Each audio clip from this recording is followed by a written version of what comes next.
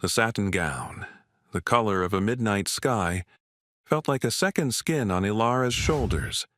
It was a day woven from 4 years of caffeine-fueled nights, of textbooks with broken spines, of dreams whispered into the quiet hours before dawn. Graduation. The word itself tasted like sunlight and relief. She adjusted the square cap on her head, the tassel a playful pendulum beside her cheek, and her reflection in the full-length mirror smiled back, a stranger brimming with a future she was about to step into. It started with a low rumble in his chest, a sound so out of place in the celebratory air of the house that it felt like a crack in the porcelain perfection of the morning. No one understood what was happening. Her golden retriever, Max, was usually the first to join in any excitement, his tail a metronome of pure joy. But not today. Today, he was a statue of golden fur and raw tension, planted directly in front of the front door, blocking her path to the car, to the ceremony, to her life. Why was he here, on this day of all days, acting like this? What was he trying to tell them with those deep, soulful eyes that held a storm no one else could see? Stay till the end, because this incredible story of a bond that defies all explanation will leave you absolutely speechless. What happened next, and the truth behind this dog's desperate act, would shatter everything they thought they knew about love, intuition, and the unseen guardians walking beside us. Before we start, make sure to hit that like button, share this with someone who loves animals, and subscribe to our channel for more stories that will touch your heart. And really, I'm curious, where are you watching from? I want to know. Drop your country name in the comments below. I absolutely love seeing how far these stories of courage and connection travel across the globe. Max, come on, boy, move, Elara said, her voice a gentle coaxing. She reached down, her manicured fingers stroking the thick fur on his head. He didn't flinch. He didn't lean into her touch. His muscles were coiled springs, his body an unmovable barricade. The low growl rumbled again, deeper this time, vibrating through the floorboards. It wasn't a growl of aggression. It was a sound of profound warning, a desperate plea spoken in a language only the heart could translate. Her father, David, came down the hallway, adjusting his tie. He was a man of schedules and logic, a man who saw the world in black and white, and right now Max was a frustrating splash of gray in his perfectly planned day. What's going on? We're going to be late. Elara, let's go. He won't move, Dad, she said, her voice tinged with a confusion that was quickly curdling into anxiety. The clock on the wall seemed to tick louder, each second a tiny hammer against her nerves. 10:15 a.m. The procession started at 11:00 a.m. sharp. It was a 30-minute drive, plus parking, plus finding her place in line. The window was closing, fast. For goodness sake, David huffed, stepping forward. Max! Out of the way! Heel! He used his command voice, the one that Max always, without fail, obeyed. It was the voice that could stop him mid-chase after a squirrel, the voice that brought him to a perfect psych. But today, that voice meant nothing. Max didn't even twitch an ear. He just lifted his head, his amber eyes locking onto David's, and let out a single, sharp bark. It was a sound that said, no. A sound that echoed with an authority that was chilling. This was where the first crack appeared in Elara's perfect morning. Max wasn't just being stubborn, this was something else entirely. She knew this dog. She knew the rhythm of his breathing as he slept at the foot of her bed, the specific pitch of his bark when the mailman arrived, the way his ears would perk just seconds before her car turned onto their street. She knew his soul, and the soul she saw in his eyes right now was terrified, not for himself, but for her. Her mother, Sarah, came to stand beside them, her face a canvas of concern. What's wrong with him? Is he sick? She reached for his collar, but Max ducked his head, pressing his body more firmly against the door, his claws making a soft scratching sound against the wood. "He's fine, Sarah. He's just being a dog," David said, his patience wearing dangerously thin. Elara just pushed past him. "We have to leave. Now!" Push past him? The thought felt like a betrayal. It felt like ignoring a scream for help. Elara looked from her father's frustrated face to Max's desperate one. The tassel on her cap swayed, a constant reminder of the ceremony she was about to miss. The weight of 4 years of work, of her parents' pride, of her own achievement pressed down on her. But the weight of Max's gaze was heavier. It was a physical force holding her in place. Can you imagine that feeling? The biggest day of your life. The culmination of all your hard work, and your best friend, your most loyal companion, is the one thing standing in your way. What would you do? Would you listen to logic, to the ticking clock, or would you listen to that silent, desperate plea? Elara knelt down, bringing herself to his level. The scent of pine from the welcome mat filled her senses, mingling with the faint, familiar scent of her dog. "Max?" she whispered, her voice breaking slightly. "What is it? What's wrong? You're scaring me." He responded, not with a growl, but with a soft whine that tore at her heart. He pushed his wet nose into her hand, a cold, damp press of reassurance, but his body remained rigid. He then did something that sent a shiver down her spine. He looked past her down the hallway toward the garage door, the other way out of the house. And then he looked back at her, his eyes wide with meaning. It was as if he was saying, "Not this way, never this way. To understand the power of that moment, you have to understand Max." He wasn't just a pet. He was a promise. Elara had found him 4 years ago, on the very day she'd received her acceptance letter to the university. She'd been volunteering at a local shelter, a way to give back, a way to find purpose.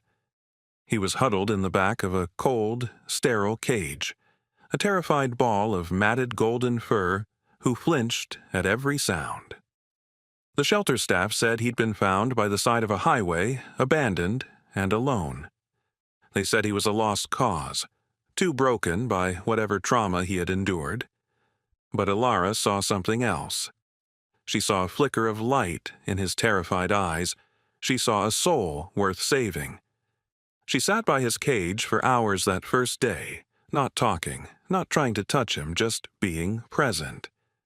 She read her textbooks aloud to him, her voice a low, steady murmur.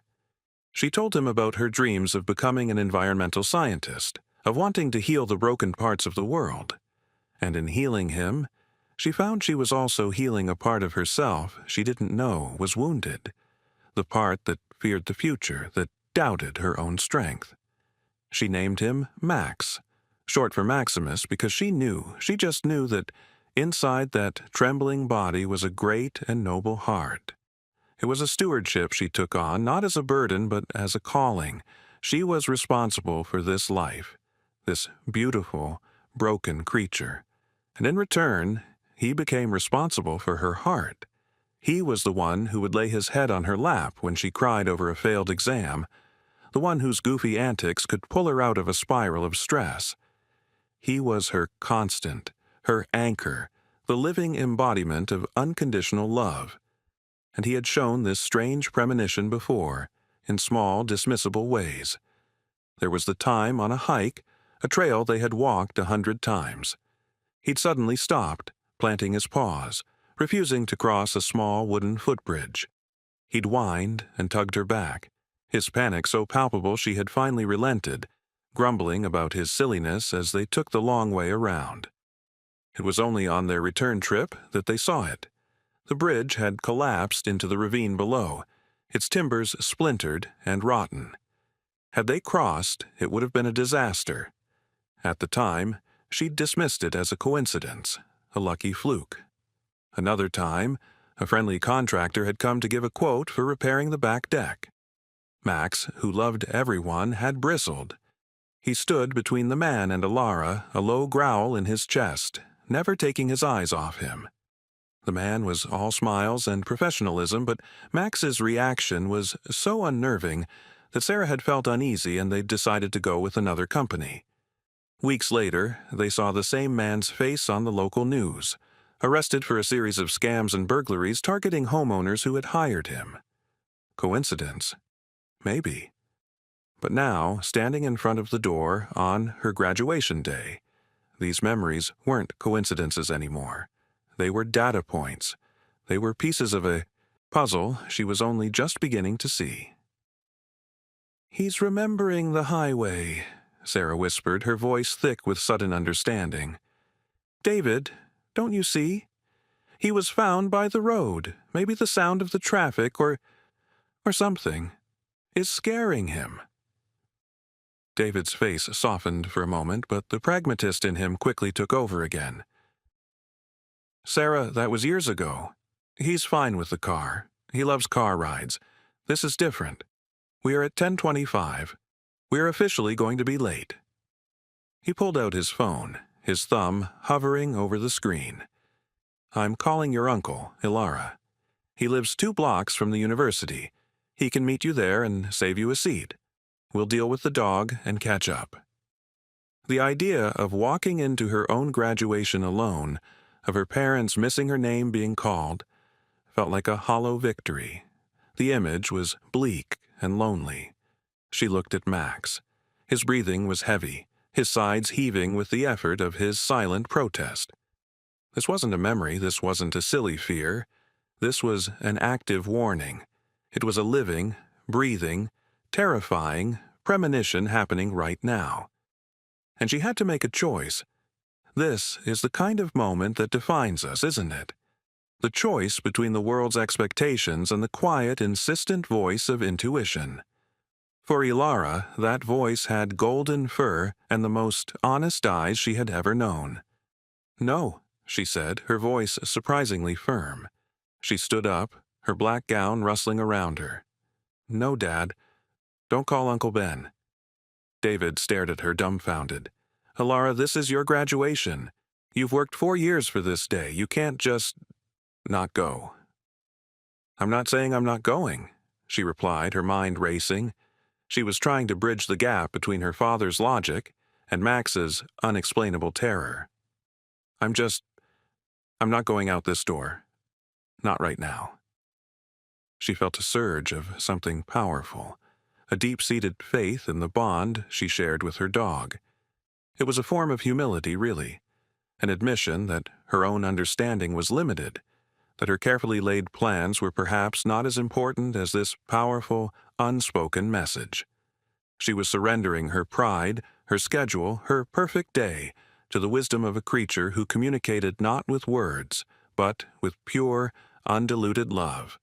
It was a sacrifice of her own ego on the altar of their connection. "Let's just wait," she said, her voice pleading. "Please, just 10 minutes. Let's just wait 10 minutes." "10 minutes?" David exclaimed, throwing his hands up in the air. "In 10 minutes, the doors to the auditorium will be closing. This is insane." But Sarah put a hand on his arm. She had seen the look in Elara's eyes, and she had seen the look in Max's.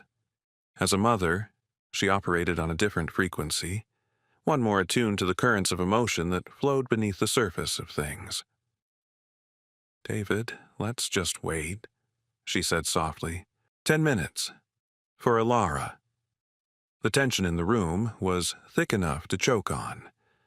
The silence was punctuated only by the ticking of the clock and Max's heavy panting. Elara slid down the wall to sit on the floor, her graduation gown pooling around her. She rested her head back against the drywall, closing her eyes. She felt defeated, confused, and strangely calm all at once. Max, sensing the shift in her energy, crept over and laid his heavy head on her satin-covered lap. His body was still tense, but the growl had subsided. He was no longer a barricade, but a protector, guarding her in their strange, self-imposed exile.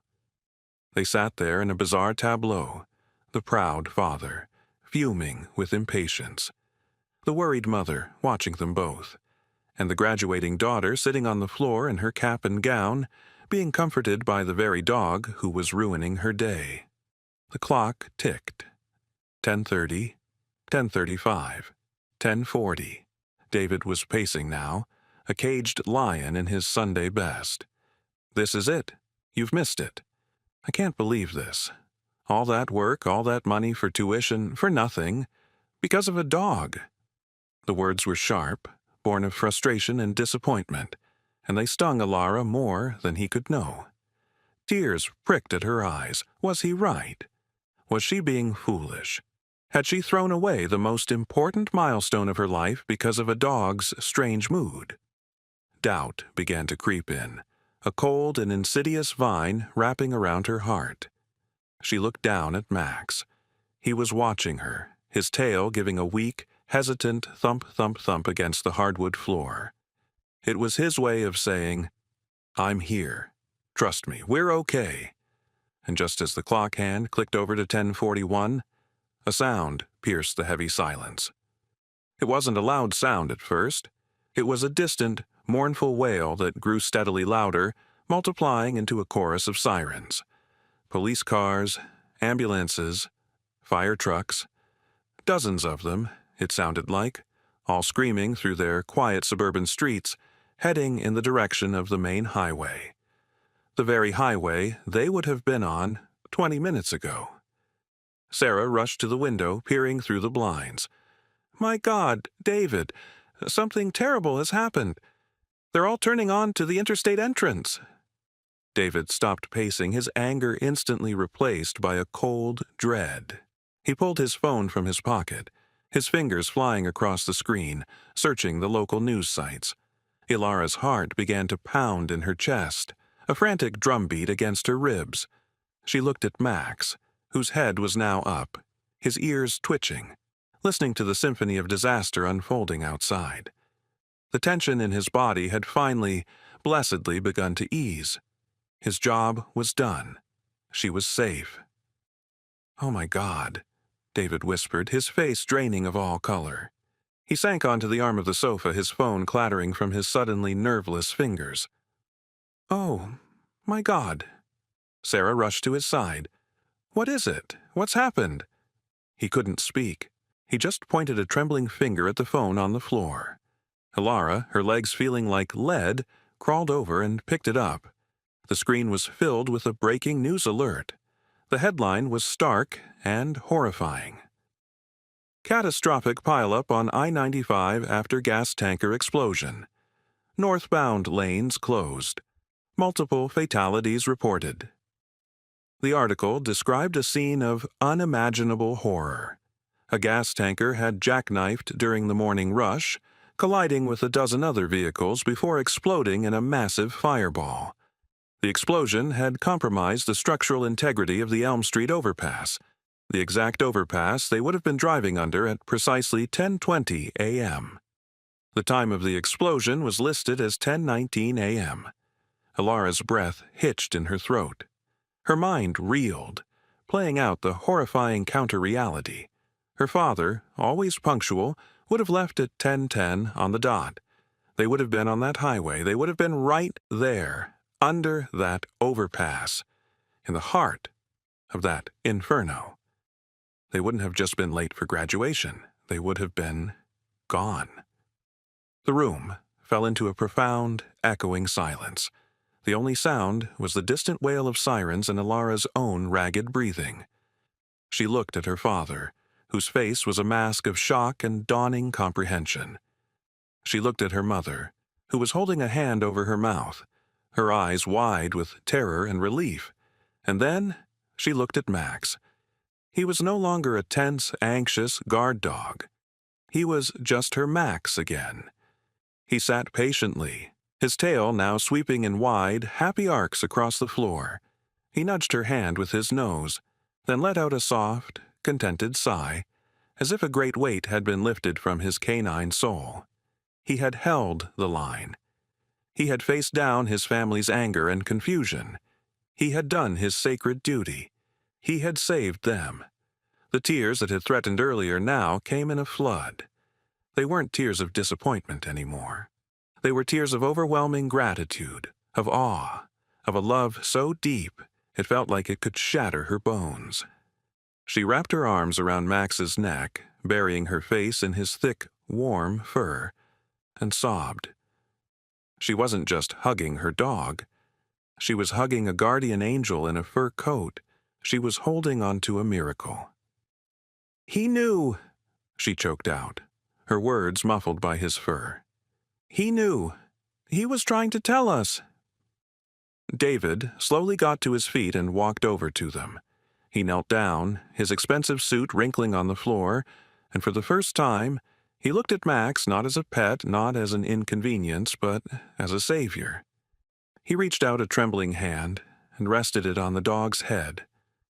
"I'm sorry, boy," he said, his voice thick with emotion. "I'm so sorry. You saved us. You saved my little girl." Max just licked his hand. A simple act of forgiveness, of grace. He held no grudges. He only knew love and loyalty. It was a lesson in humility that David would never forget. He had been so sure of his own plans, so arrogant in his dismissal of something he couldn't understand, and his pride had almost cost him everything. The phone started ringing off the hook. Her aunt, her uncle, her friends, all calling from the university. "Where are you? Are you okay? Did you hear what happened on the highway?" Each call was a fresh wave of chilling confirmation. The route was a disaster zone. The university itself was in a state of chaos, as many students, faculty, and families had been caught in the gridlock, or worse, on that stretch of road. The graduation ceremony, they learned later, had been postponed indefinitely. There would be no walk across the stage that day, no turning of the tassel, no triumphant tossing of her cap into the air. And yet, sitting there on the floor of her hallway, with her family safe and her heroic dog's head in her lap, Elara felt a sense of peace and gratitude that was more profound than any diploma could ever represent. She had learned the most important lesson of her life, not in a classroom but in her own front hallway. She learned that the most important schedules are not the ones we set for ourselves, but the ones set by a protective love that transcends our understanding. She learned that true wisdom doesn't always come from books, but sometimes from the silent, knowing gaze of a loyal friend. She learned about sacrifice, not from a history lesson, but from a dog who was willing to be misunderstood and punished to keep his family safe. Later that afternoon, the shock began to subside, replaced by a quiet reverence. The house was still. The sirens had faded. Elara took off her cap and gown and placed them carefully on her bed. They felt different now. They weren't just symbols of an academic achievement anymore. They were symbols of a day she almost didn't get to have, relics from a life that had been given back to her. She found Max lying in a patch of sunlight streaming through the living room window. He was asleep, his paws twitching as he chased dream rabbits in a world free of danger. She sat down beside him, stroking his soft ears. He was a gift. His life, which she had saved from a shelter cage, had in turn saved hers from a fiery grave. It was a perfect, beautiful circle of grace and redemption. He had been her stewardship, her responsibility, and in his own way, he had taken on the stewardship of her very life. Her father came and sat with her. They didn't speak for a long time, they just watched the dog sleep. This ordinary, extraordinary creature who had stared into the face of a future they couldn't see, and had simply, stubbornly, said, "No." "I've been thinking," David said finally, his voice quiet, "about all the times we called him a good boy for fetching a ball or for sitting when we told him to." He shook his head, a small, sad smile on his face. "We had no idea, did we? We had no idea what good really meant. And that was the truth of it, wasn't it? We think we know. We think we are the masters, the intelligent ones, the ones in control. But maybe, just maybe, we are the ones being guided. Maybe the creatures we bring into our homes to love and care for are also there to love and care for us in ways we can't possibly comprehend. Maybe they see the invisible threads that connect moments in time, the fault lines of danger that run just beneath the surface of our ordinary days. They never found a rational explanation.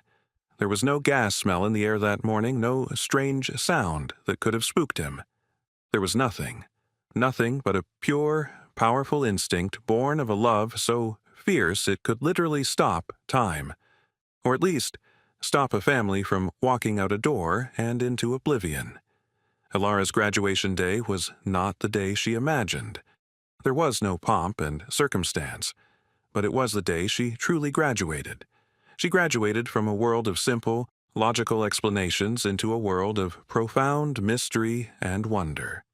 She graduated with the highest honors in faith, trust, and the humbling recognition that the greatest love often comes without a single word. Her diploma arrived in the mail a few weeks later, a simple piece of paper in a cardboard tube. She framed it and hung it on the wall, but right beside it, she hung her favorite picture of Max.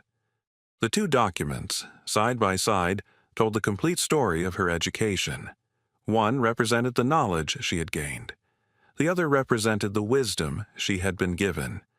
And so, the next time your dog barks at nothing, or your cat stares intently at an empty corner, or an animal in your life acts in a way you just can't understand, maybe pause for a moment. Maybe, instead of dismissing it, listen. Listen with your heart. Because you never know.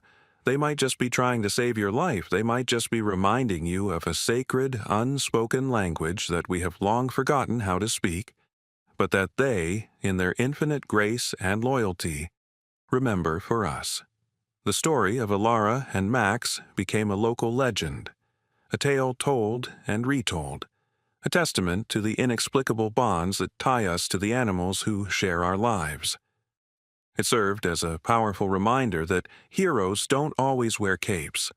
Sometimes they have fur, 4 paws, and a heart big enough to see the dangers that lie hidden in plain sight. They are our guardians, our protectors, our furry, 4-legged miracles. And for Elara, every single day after that fateful morning was a gift, a bonus round of life, delivered to her by the stubborn, loving, and impossibly wise soul of her dog, Max.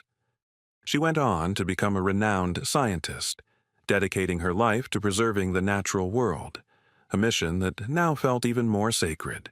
She understood, in a way she never could have before, that all life is interconnected, that every creature has a purpose, and that there are forces at work in the universe far greater than our own ambition.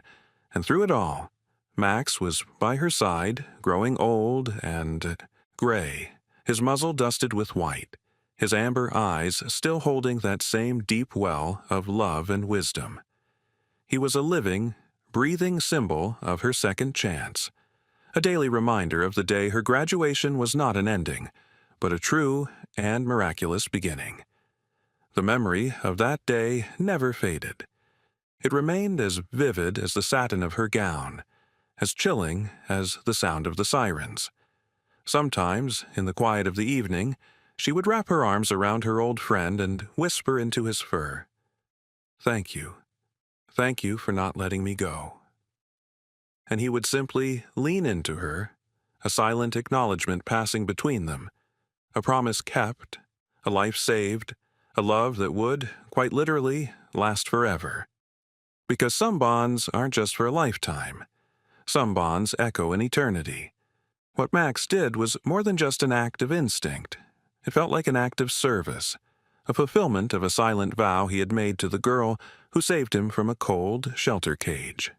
He served his purpose not by fetching or rolling over, but by standing as a sentinel between his beloved human and a fate she could not see. He was a steward of her safety, using the unique gifts he possessed. Gifts of intuition, of sensing the tremors of disaster before they erupted, to protect her. Years later, when Elara would tell her own children the story, she wouldn't just tell them about a smart dog. She would tell them about faith. She would explain how true faith is sometimes about letting go of your own understanding, about humbling yourself enough to trust in something you cannot prove or explain. Her father, a man once ruled by spreadsheets and schedules, became the story's biggest evangelist. He saw it as a moment of profound grace, a divine intervention that came in the form of a golden retriever. He learned that the universe has its own timing, and our frantic adherence to our own schedules can sometimes lead us straight into harm's way. The incident redefined their family's values. They began to move through the world with a little more reverence, a little less hurry. They learned to pay attention to the small things, the sudden quiet of the birds, the shift in the wind, the unspoken language of the animals around them. They saw the world not just as a collection of resources and destinations, but as a living, breathing tapestry of interconnected souls, each with a part to play in the grand, mysterious design. Max lived a long and happy life, filled with endless belly rubs, sunny naps, and the unwavering adoration of the family he saved. When his time finally came, he passed peacefully in his sleep, with Elara's hand resting gently on his side. The grief was immense, a cavernous hole in their lives, but it was a grief laced with an eternal gratitude. He hadn't just been a dog, he had been a teacher, a guardian, a hero. He had been a living, breathing testament to the fact that the greatest acts of love and sacrifice often come from the humblest of creatures.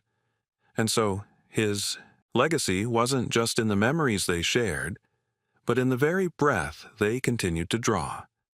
Every morning Elara woke up.